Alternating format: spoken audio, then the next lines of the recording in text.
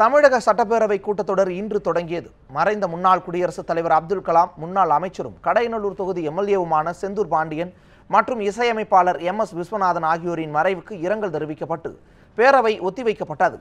தமிழக சட்டப்பேரவையில் துறை ரீதியான மானிய கோரிக்கைகளை நிறைவேற்றுவதற்காக கூட்டத்தொடர் இன்று தொடங்கியது.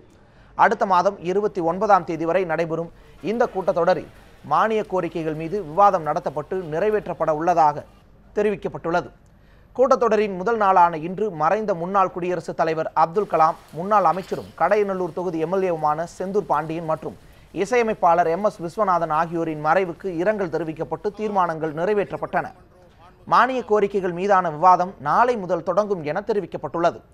அடுத்த மாதம் 29ஆம் தேதி வரை நடைபெறும் இந்த கூட்டத்தொடரில் மதுவிலக்கு, குடிநீர் உள்ளிட்ட முக்கிய பிரச்சனைகளை எழுப்ப எதிர்க்கட்சிகள் திட்டமிட்டுள்ளன.